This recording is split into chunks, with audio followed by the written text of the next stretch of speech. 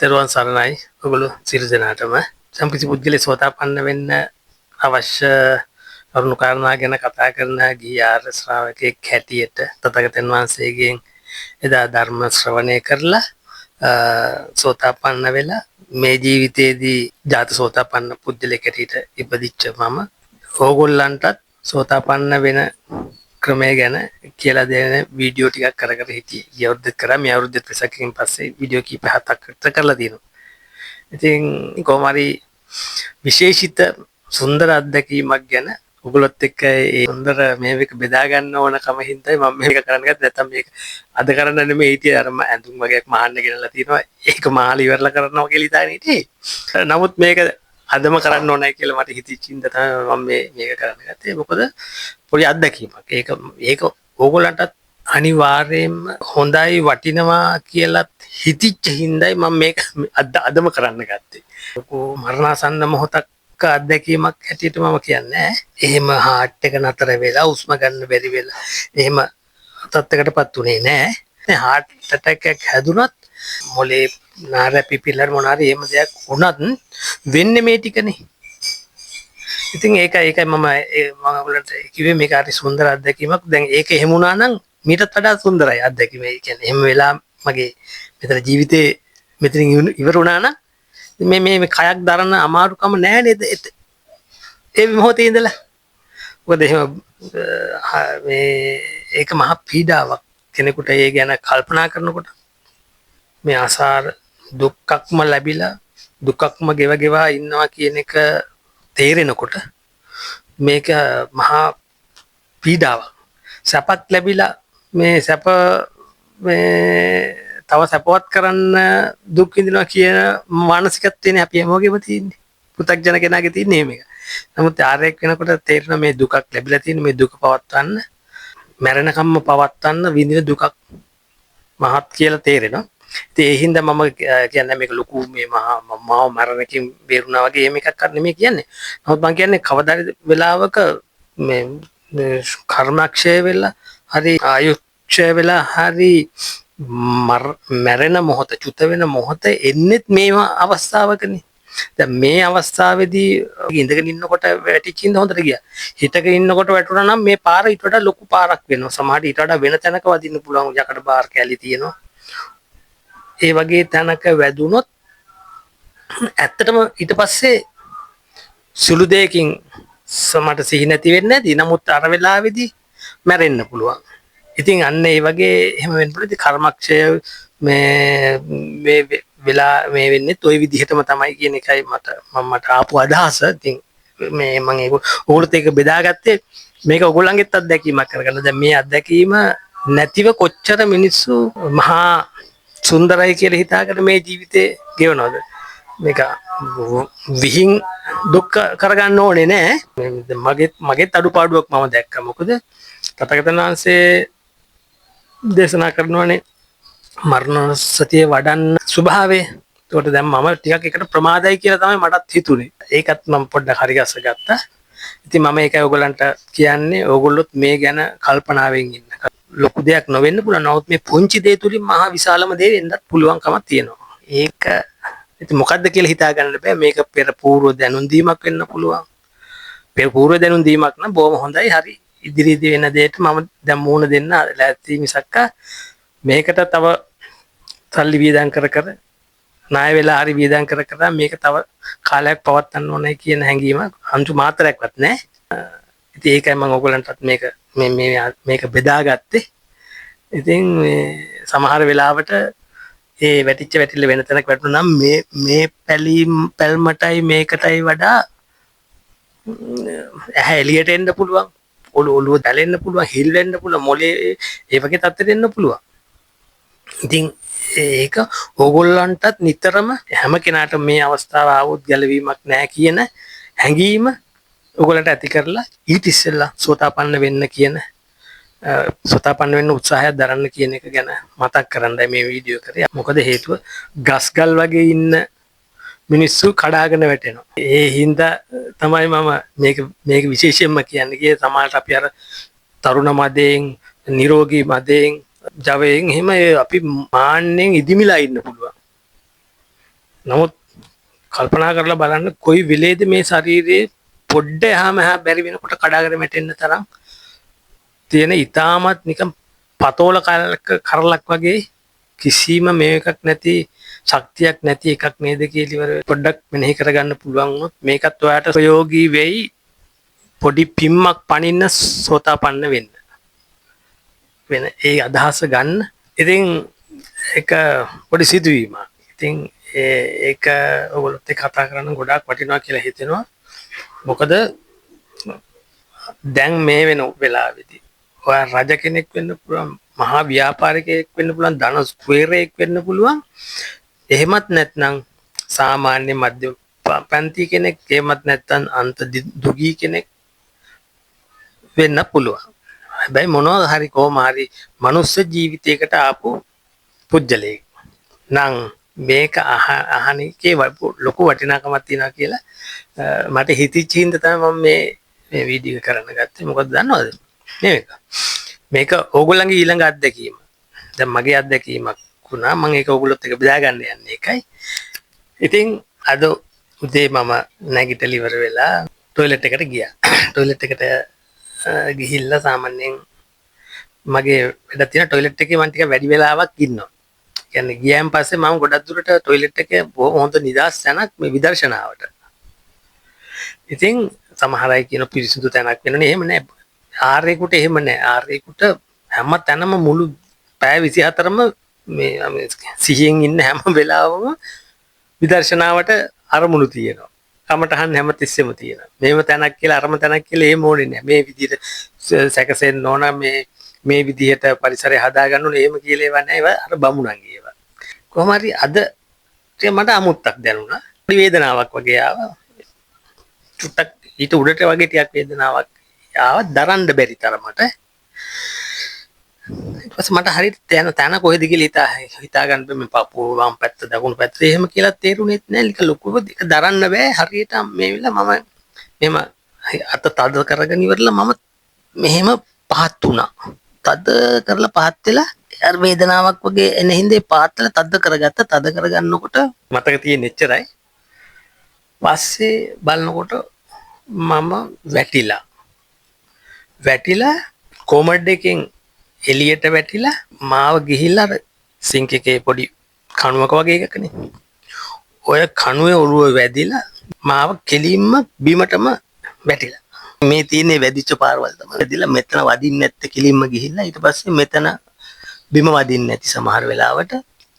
ඉතින් දැන් මේ කහ පොඩ්ඩක් ගාලා තමයි මේ වීඩියෝ කරන්න ගත්තේ. මොකද ඒක හරිම මට සතුටුයි. ඒකයි බේතක් දාන්න තරම් ලොකු මේකක් නැහැ.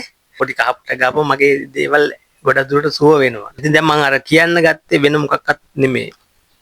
දැන් මේක අද මට සිද්ධ වෙච්ච එක අපි දැන් නොදැනෙනවනේ. අතනින් වැටිලා දැනුනේ අතන හිර කරගන්න එක විතරයි පහත් වෙලා ටික වෙලාවක් හිටියා. ලොකු බයක් මට කොහොමද දැනුනේම නැහැ. නමුත් මම හිතුණා මේ අවතාන මොහොතද දන්නෙත් නැහැ කියලා. ඉතින් නමුත් මේ එහෙම වෙනවනම් හොඳයි කියන එක මම හැමදාම හිතපුත් කෙනෙක්. පොඩ්ඩ වෙලාවක් යනකොට අඟට ශක්තියක් ආවා. ඊට පස්සේ නැගි මේ පොඩ්ඩ හැරුණා අනිත් පැත්තට. හැරිලා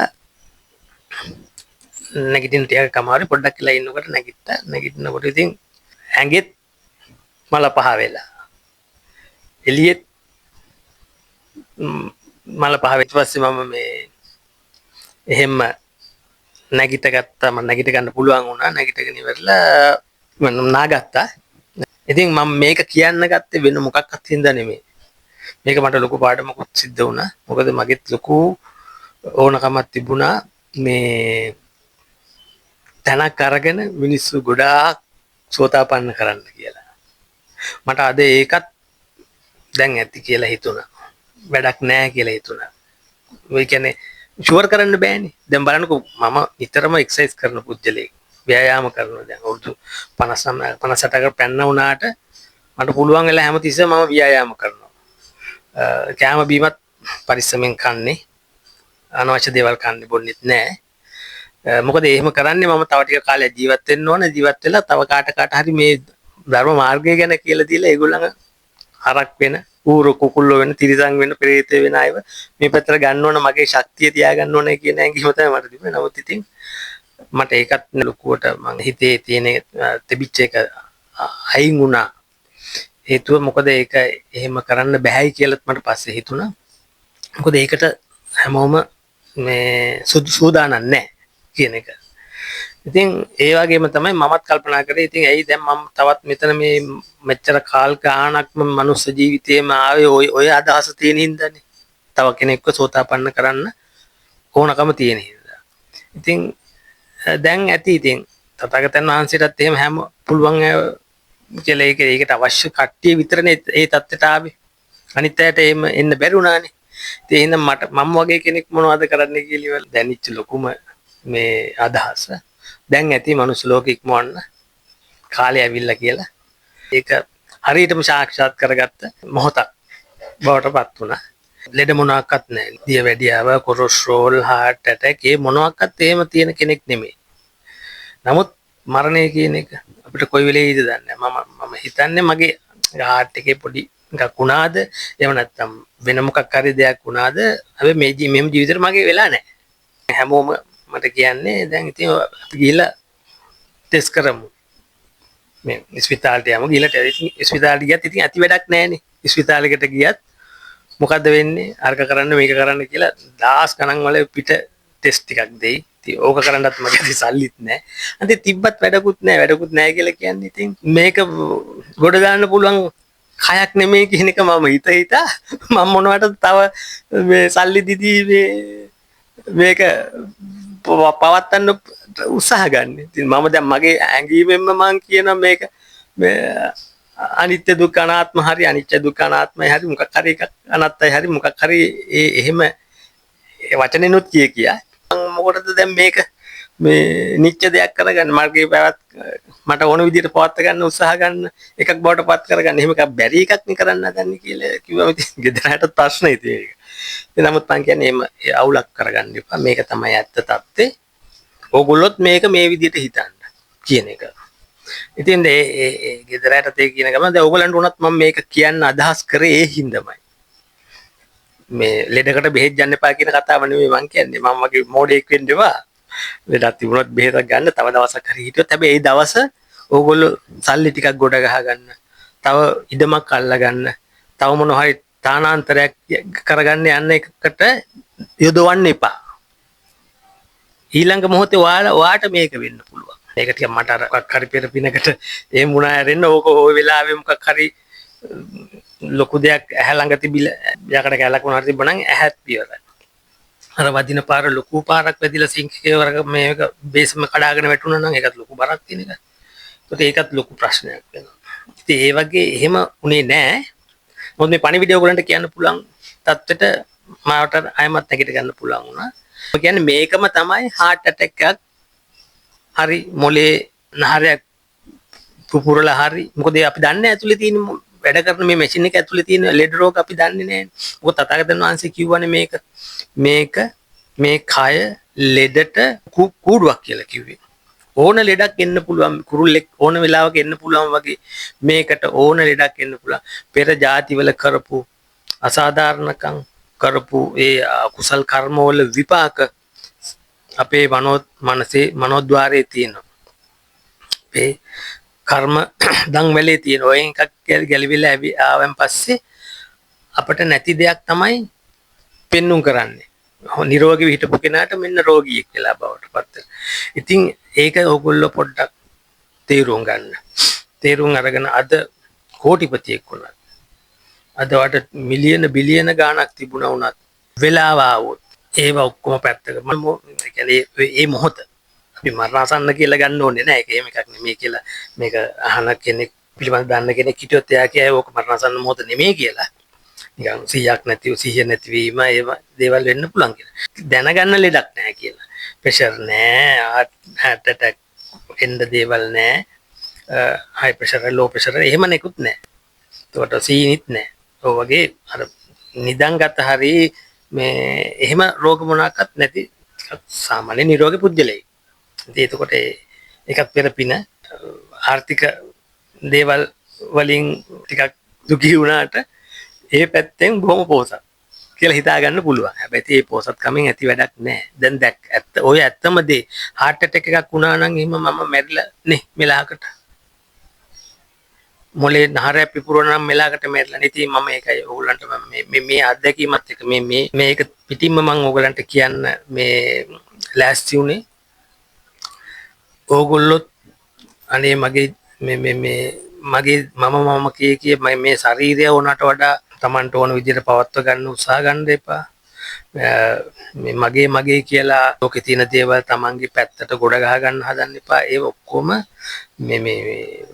Tamanගේ තියෙන මේ අමුතු මේ විකෘති අදහසක් මිසක් එහෙම දේවල් නැහැ කියලා හිතා ගන්න ඕන. මොකද මරණාසන්න මොහොතේදී ඔන්න ඔය වෙලාවට ඔයගලන්ට එහෙම දෙයක් මතක් වුණොත් Taman චන්දරාගෙන් තණ්හාවෙන් එකතු කරපු දෙයක් මතක් වුණොත් මේ අර වැටිලා මැරෙන වෙලාවේදී අවසාන චිත්ත වීතිය අවසාන සිතුවිල්ල ඒක වුණොත් එහෙම මගේ අවසාන සිතුවිල්ල උනේ මම টয়ලට් එකේ ඉඳගෙන කල්පනා කරේ කය පිළිබඳ තියෙන ආදීනමයි.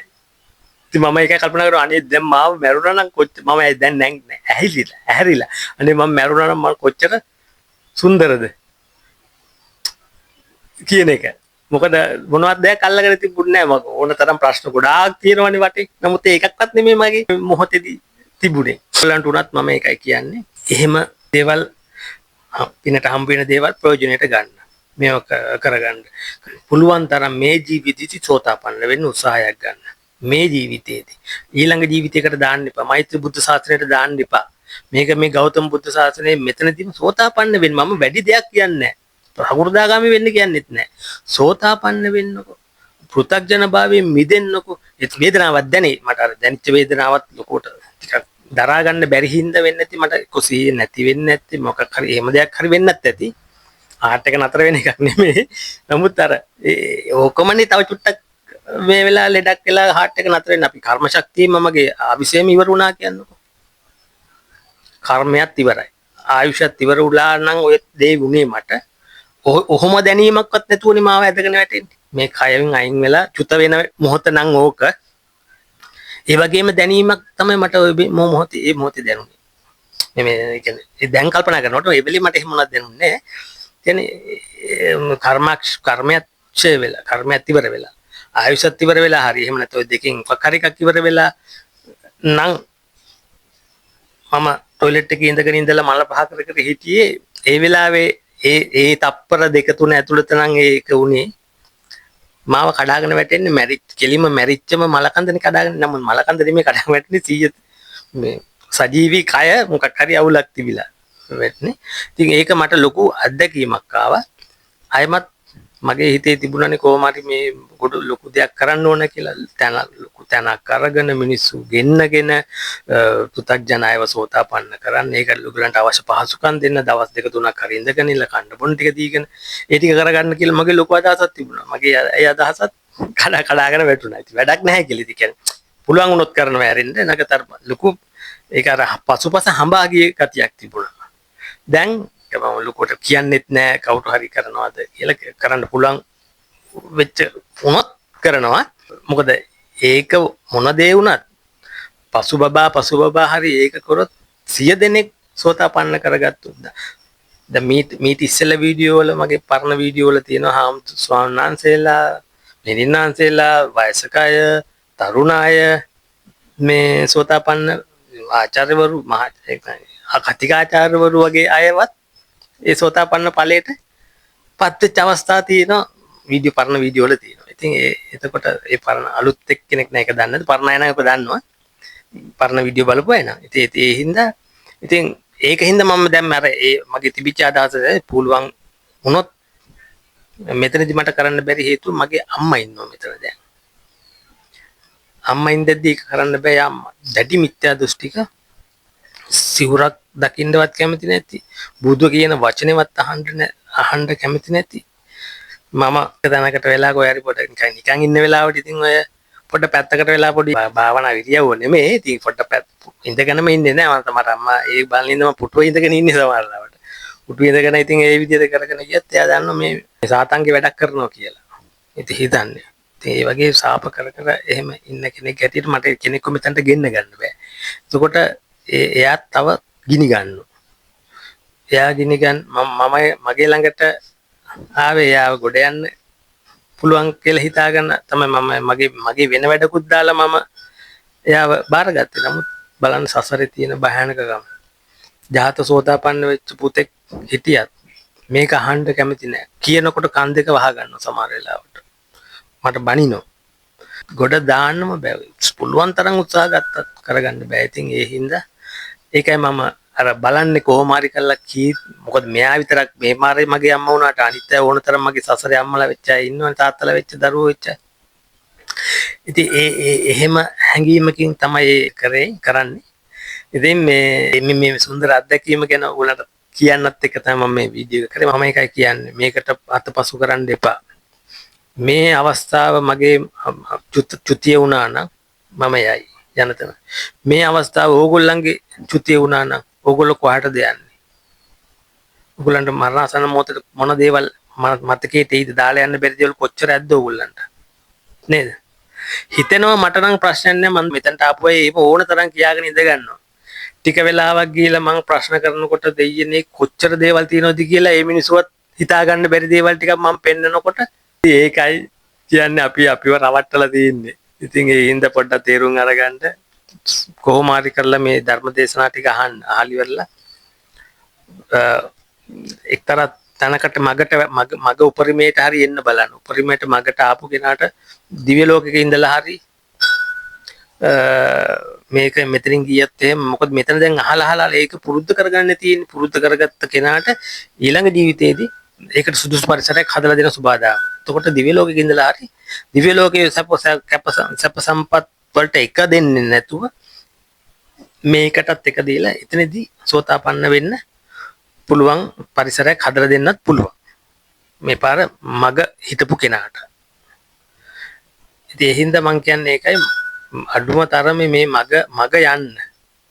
දැන් මායාවේ මගනේ ඔයගොල්ලෝ යමින් ඉන්නේ. ලෝභ දේශ මොහ කර එක දේවල් එකතු කරක තමන් ගොඩ දාගෙන අනිත්‍යයන් මේව කරගෙන තමන්ගේ ගොඩට දාගෙන තමන්ගේ ගොඩ ලොකු කරගෙන පාවිච්චි කරන්නත් බෑ. මේකේ ප්‍රයෝජනට ගන්නත් බෑ. නමුත් අර තියෙන තේ තණ්හාවටයි තියෙන මල පෙරේතකමටයි ගොඩ දදා තියෙනවා.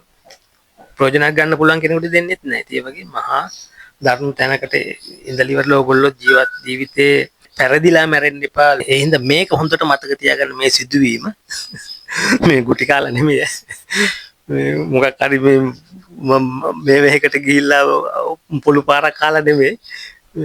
ඉතින් ඒ හින්දා ඔයගොල්ලෝ චුට්ටක් ඒක කල්පනා කරන්න මේක හොඳට තමන්ට වෙනවද වෙන බවක් තේරුම් ගන්න. ඊළඟ මොහොතේදී මේ ආර්යයට වෙච්ච දේ මට වුණොත් මම පෘථග්ජනයි. මෙයාට දැන් වෙච්ච දේ ඔහොම වුණා. නමුත් ඇත්තටම මෙයාගේ චුත වීම නම් මෙතන සිද්ධ වුණේ. මෙයා ගොඩේයි.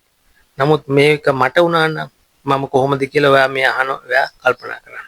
වැඩක් නැහැ. මේ මග නිවන් දකින්න නෙමෙයි මිනිසුන්ට ඕන. මිනිසුන්ට ඕන දේවල් ගොඩ ගහගෙන ඒකෙන් නිවෙන්නේ තව දැවෙනවා මිසක්ක නිවීමක් වෙන්නේ නැහැ කියන එක තේරුම් ගන්න. මේ වීඩියෝ ටික මම ටක් ගාලා කරනවා. දැන් මම තව උනන්දු වුණා ඒකට. ඉක්මනට වීඩියෝ ටික කරලි ඉවර වෙලා ඕගොල්ලන් මහන වැඩ ටිකුත් ජනලා දීලා තියෙන්නේ මට. ඒකත් පොඩ්ඩක් පැත්තකින් තියලා ඉවර වෙලා මේ වැඩි මොනොත් මට වේලක් කන්න නැති වෙන එක විතරනේ වෙන්නේ. නමුත් මට ඊට වඩා වටිනවා ඕගොල්ලන්ට මේක කියලා දීලා මේ ඉක්මනට මේව කරන එක. ඉතින් ඒ හින්දා මම වීඩියෝ ටිකක් ඉක්මනට කරලා ඉවරලා දවසකට එකක්ද දෙකක් මම නම්බර ටික දාලි වෙලා දානවා. ඕගොල්ලෝ පුළුවන් වෙලාවට නම්බර පිළිවෙලට වීඩියෝ ටික බලන්න. බලලා හැබැයි ඉතින් සෝතාපන්න ඵලය ලබන්න නම් ආර්ය ගාවට යන්න වෙනවා. මම විතර නෙමෙයි ලෝකයේ ඕන තරම් ආර්ය ඉන්නවා.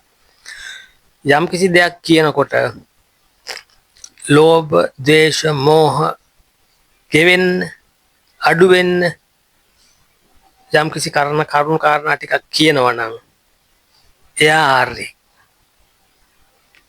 ආර්ය කියන්නේ ආර්ය ධම කතා කරන පුජ්‍යලේ. ආර්යද නැද්ද කියලා කියන්න බෑ. නමුත් එයා ඇත්ත ධම කතා කරන කෙනෙක්.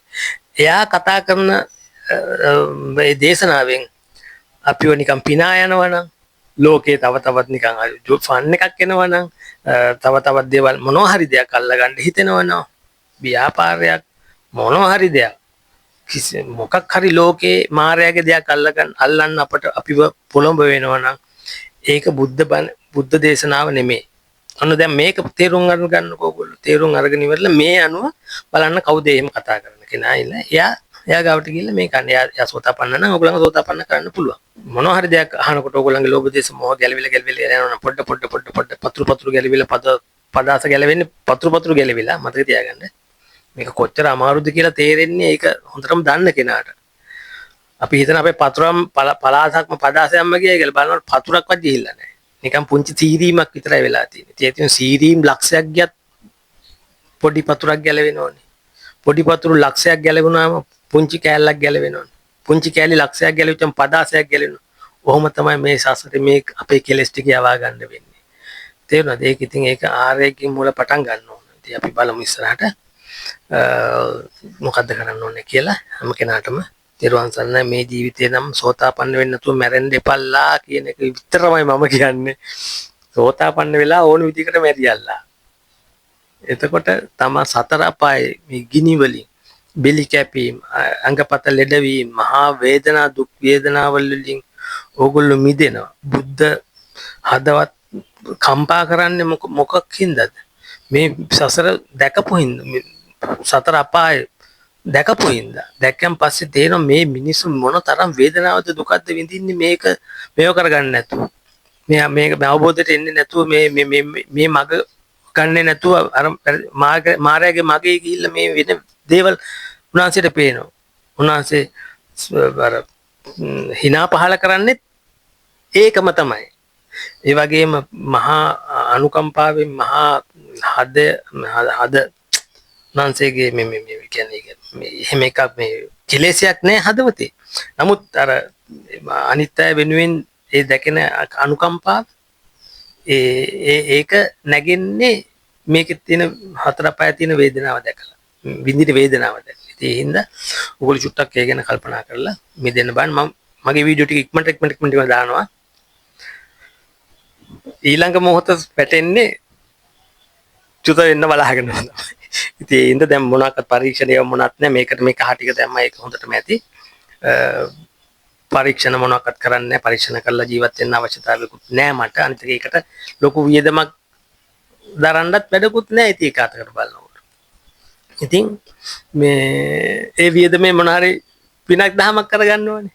තව කෙනෙකුගේ කුසගින්නක් නෙවන්න තව කෙනෙකුගේ මොන හරි අවශ්‍යතාවයකට ඒක දුන්නා නම් ඒක ඊට වඩා වටිනවා කියලා මට හිතෙනවා. මේ වීඩියෝ එක හදනකොට මගේ ඩේටා ඉවර වුණා. මට ඊයේ පෙරේද දවසක කතා කරා මාත් එක්ක අර සම්මුඛ සාමුක්ඛංශන දේශනාවට සහභාගී වෙච්ච නුවර උසස් අධ්‍යාපන ආයතනයක තරුණ ගුරු ආචාර්යවරයෙක්. එතුමා නිතරම කතා කර මගේ විස්තර ටික අහලා මට පුළුවන් විදියට පොඩි සහයෝගය දෙනවා. ඉතින් ඊයේ පෙරේදා එතුමා කතා කරලා මට පොඩි මුදලක් මේ දානේ කරලා තිබුණා. ඉතින් ඒකෙන් තමයි මම මේ වීඩියෝ එක දාන මේ ඩේටා ටික දාගත්තේ. මෙතන ඉඳලා වීඩියෝ කීපයක් එතුමන්ට පින් සිද්ධ වෙන්න මගේ සල්ලි වලින් නෙමෙයි ඒක එතකොට වැටෙන්නේ එතුමන්ගේ සල්ලි වලින් දාපු ඩේටා වලින්. ඉතින් එතුමන්ට බොහොම පින් තමන් ලැබපු ඒ සෝතාපන්න ඵලයේ තව ටික ඉස්සරහට දාගෙන මේ මනුස්ස ලෝකයෙන් ඉක්මෙන්න ඉදිරි මාර්ගඵල වලට යන්න මේ පිනත් හේතු වාසනා වෙනවා. මේ සැපසේ මේ ගමන් කරන්න විශේෂයෙන්ම තව කෙනෙකුට ඒක ධර්ම අවබෝධ කරන අවස්ථාවක් ලබා දෙන්නේ. නමුත් එතුමන්ට දැන් අවශ්‍ය නැහැ කිසිම කාගෙන්වත් පිහිටක් ඕනේ නැහැ. මගේ පිහිටක් අවශ්‍යයි. ගුරුවරයෙකුගේ අවශ්‍යතාවයකුත් නැහැ. පිනේ පිහිට තියෙනවා නම් පහසුවෙන් යන්න පුළුවන්. එහෙම නැතත් එතුමන්ට දැන් යන්න පුළුවන් මාර්ගයට එතුමන් ඇවිල්ලා තියෙන. ඒ හින්දා එතුමන්ගේ ගමන මේ ජීවිතේදීම යම් කිසි ස්ථාවරයකට එන්න පුළුවන්. නැවත මේ මනුස්ස ජීවිතයට නොයි ඊට උඩ තැනක ඉඳලා ඉවරලා ඉතිරි ටික කරගන්න පුළුවන් අවස්ථාවක් මේ ජීවිතේදී ලැබෙන්නේ කියලා මම ප්‍රාර්ථනා කරනවා. ඉතින් එතුමන්ට පින් සිද්ධ වෙන්න තමයි එතුමන් හින්දා තමයි වීඩියෝ කීපේ ඉස්සරහට දාන වීඩියෝ ටික